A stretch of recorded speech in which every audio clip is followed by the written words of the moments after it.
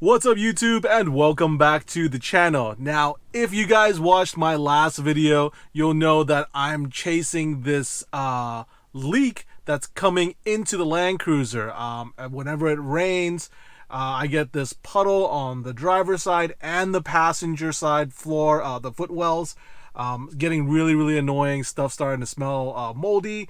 And also the horn will go off randomly, as well as the door locks go nuts and stuff like that. So in the last video, I changed out the moldings on the side of the windshield because obviously the guy that installed the aftermarket windshield, for the previous owner, installed it incomplete, I would say. Instead of using the correct pop rivets, the little plastic pop rivets, 4 on each side, he used 2 self-tapping screws. So the self-tapping screws obviously themselves will let a little bit of water through, but also he only used 2, so the other holes were actually exposed.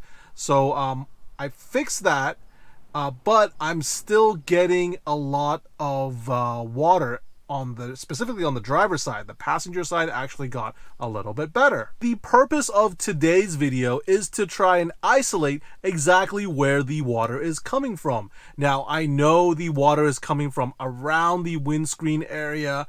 A dead giveaway is it only leaks in the front of the car, nothing in the back.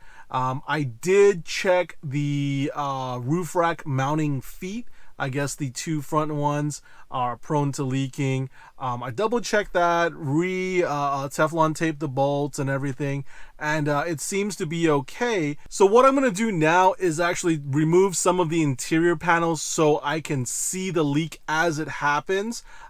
It probably is going to be my best bet, and hopefully I can fix it without removing the windshield. If you're enjoying the video so far, make sure you go ahead and hit that like button. And for more Land Cruiser and Overland content just like this, don't forget to subscribe. Now, let's get started. First on my list, I want to remove this plastic piece that covers the A-pillar, so that way I can see the leak when I pour water in from the outside. But before we do that, we have to remove this grab handle. Now, this one's actually relatively easy. All you need is a small screwdriver, and you pop off these little covers right here. After that, behind the small covers, you have 2 Phillips head screws, and all you need is a screwdriver, and these guys easily come out.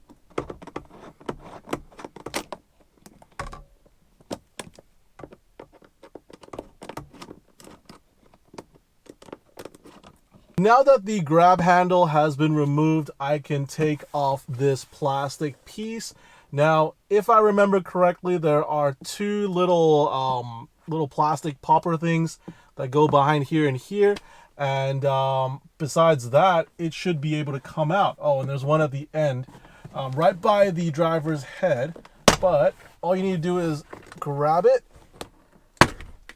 See those 2 pops? And then slowly wiggle it back. So what I was talking about, the 2 pops, one of them's right here, the other one right here. So now with the plastic panel removed, you can see the A-pillar a lot clearer. Obviously you've got some wiring here, I believe it's for the sunroof, and then this plastic tube is actually for the sunroof drain. So if you have a clogged sunroof drain, this is what gets clogged. Now, if you wanted to remove more stuff, I can recommend removing the sun visor along with the sun visor behind it. You've got these guys here. They're very easy. This guy just kind of pops off. This plastic piece pops off, revealing 2 screws. On this guy, there's a screw on the other side, and the sun visor comes out. So if you need to go to that extent, you can. But for me, I kind of have a good idea of where the leak is coming from. So I'm going to leave the sun visor in place right now. The part that I'm interested in is this corner right here. I don't know if you guys can see that, but the edge of this the headliner, you can see a little bit of browning, like there's been water dripping down there for a while.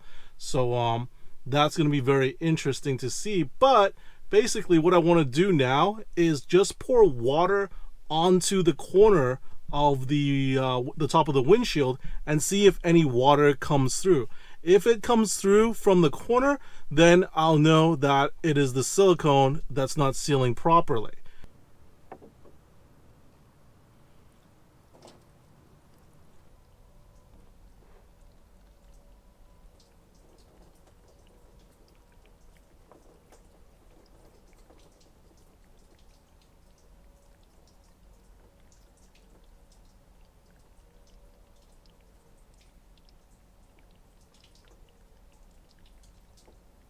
So as I suspected, the leak is coming from the top corner of the windshield.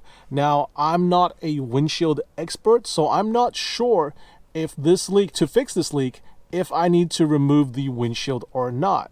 So what I'm going to do, the next best thing is kind of remove obviously the other side A-pillar cover as well, and also loosen the headliner. Like I said before, we're going to take off the sun visor too, and have the professionals take a look at it and see what they say.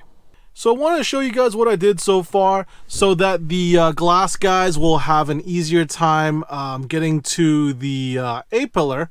What I did was I also removed the sun visor. So I removed the sun visor and the little one behind it, but I left the little stand. Honestly, I think it's more than enough, if you look right here, to get into the corner of the windshield. I mean, if not, this is just one screw away, and then this guy is actually relatively easy to pop out. One Phillips screw, and then there's 4 clips on each side, and then the whole thing comes out. Unplug 2 harnesses, and you're good to go. Now, I also did the passenger side as well, because I figure there's probably going to be a leak on that upper corner too, but we'll have them tested to see. As far as the drains go, it does look okay on the passenger side.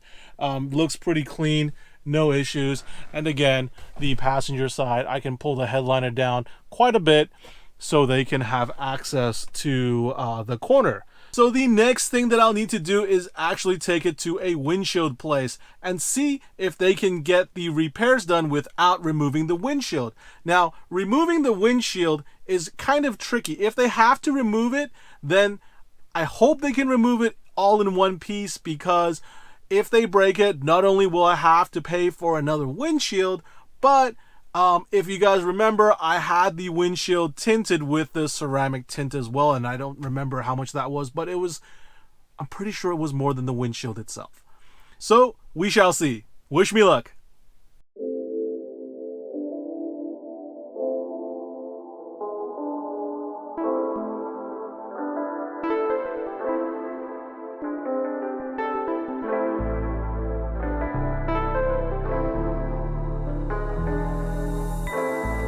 What's up, guys? So it's been roughly about 3 whole days. It hasn't been the hottest 3 days, but it's been 3 days. So let's take a look and see if the silicone number 1 fully cured, and then if it has, let's see if it leaks still. Let's take a look at the silicone. Looks like they put a lot. Looks like honestly, it looks like that Toyota stuff that I use for the car. But let's see if we can get a better shot at this. So it looks like they covered the whole top edge of the windshield. It goes all the way, goes pretty far. I think it almost goes to this part right here where the sun visor clips onto.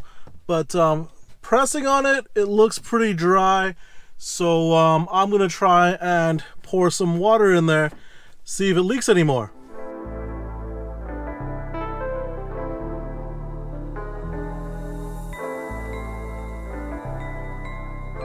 It was a lot of water already. See if there's any leaks. Usually the leak you can feel, well, obviously from previously you saw it drip onto the headliner, but right now the headliner is very dry. Now also a second point of I guess soaking would be right here at this seal, and I'm pretty happy to report there doesn't seem to be any type of water seeping through. Considering I dumped probably about 2 gallons into it right now, it seems to be doing okay. So I think it should be fine. Now let me test the other side just to be safe.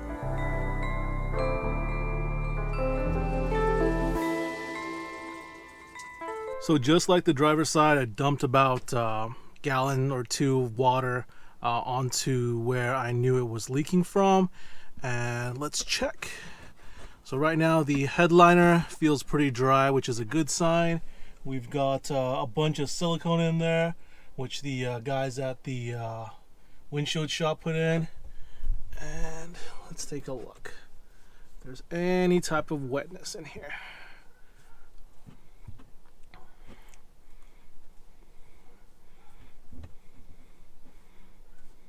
I don't feel anything wet in here anymore, which is a good sign. So I'm assuming the leak that was in the top corners of the windshield are already fixed. However, if there are more leaks, I probably won't be able to tell until it rains again. Then I'll see all the water, in the footwell area. So next up, let's put the paneling back in.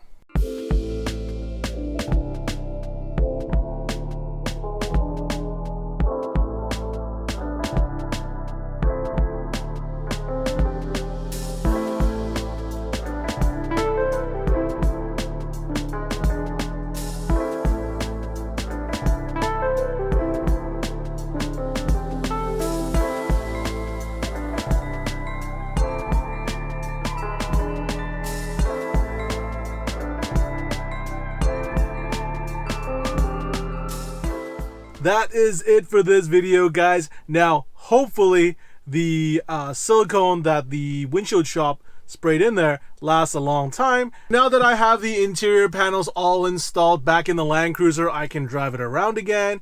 From what it looks like, the leak from the upper corners of the windshield right here have been fixed on both sides. So hopefully when it rains next time, there is no more water that comes into the Land Cruiser, assuming that there's no other leaks.